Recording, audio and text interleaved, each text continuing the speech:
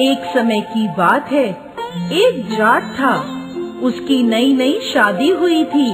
शादी के बाद वो पहली बार अपनी पत्नी को लेने अपने ससुराल जा रहा था। वो अच्छे से नए नए वस्त्र पहनकर तैयार होकर ससुराल के लिए रवाना होता है। रास्ते में उसने देखा एक तालाब में एक गाय पानी पीने उतरती है। जेठ का महीना था। वो गाय अपनी प्यास तो बुझा लेती है, लेकिन तालाब से बाहर नहीं आ पाती। जाट को वहाँ देख गाय उससे बोली, अरे मुसाफिर, मुझे इस दलदल से बाहर निकाल दे। जाट बोला, अरे नहीं नहीं गाय माता, मेरे कपड़े गंदे हो जाएंगे। मैं पहली बार अपनी पत्नी को लेने ससुराल जा रहा हूँ। गाय बोली, मूर्ख, आज निर्जला 11 है, तुझे पुण्य फल मिलेगा। मैं तुझे वरदान दूंगी, तेरी 7 पीढ़ियां तर जाएंगी। लेकिन जाट नहीं माना। नाराज होकर गाय बोली, अगर तू मुझे नहीं निकालेगा तो मैं तुझे श्राप दे दूंगी। जा, तू अब से 8 पहर बाद गधा बन जाएगा। वो जाट डर गया और अब गाय से माफी मांगने लगा, लेकिन तब तक गाय तालाब में पूरी तरह डूब गई थी।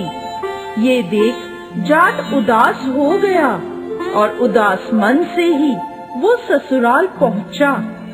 जवाई को देखकर ससुराल में सभी बहुत खुश हुए, लेकिन जाते ही उसने रट पकड़ ली, मेरी पत्नी को विदा कर दो, हमें जाना है, हमें अभी जाना है। सभी ने मिन्नतें करी, जवाई जी एक दिन तो रुक जाओ, लेकिन वो नहीं माना। तब उसकी पत्नी बोली, सब इतना कह रहे हैं तो आप रुक क्यों नहीं जाते। तब जाट ने उसे श्राप की सारी बात बता दी। तब उसकी पत्नी तुरंत उसके साथ वापस घर की ओर चल दी। 8 पहर के बाद जाट गधा बन जाता है।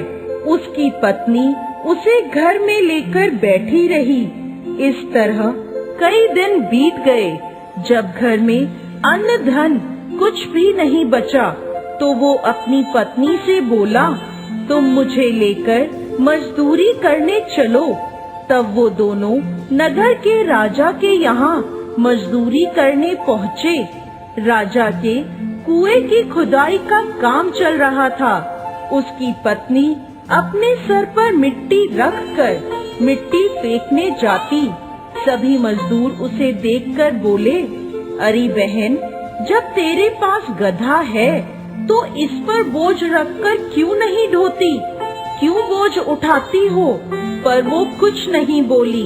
दूर से राजा भी ये सब देख रहा था। एक दिन राजा ने उससे पूछा, तुम्हारे पास गधा है तो तुम क्यों बोझ उठाती हो। तब वह बोली, महाराज, ये गधा नहीं है, मेरे पति हैं। इन्हें गाय का श्राप लगा है।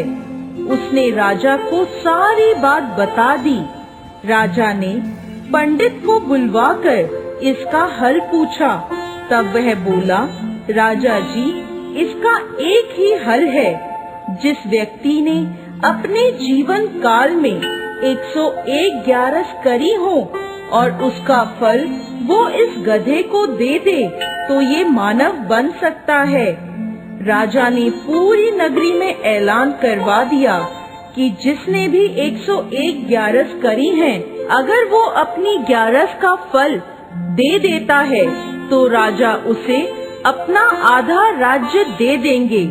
लेकिन पूरी नगरी में कोई भी ऐसा नहीं था जिसने 101 ग्यारस करी हो। किसी ने 10, किसी ने 11, तो किसी ने 21 ग्यारस करी थी। तब एक बुढ़िया आई और बोली, राजा जी, मैंने पूरी 101 ग्यारस करी है।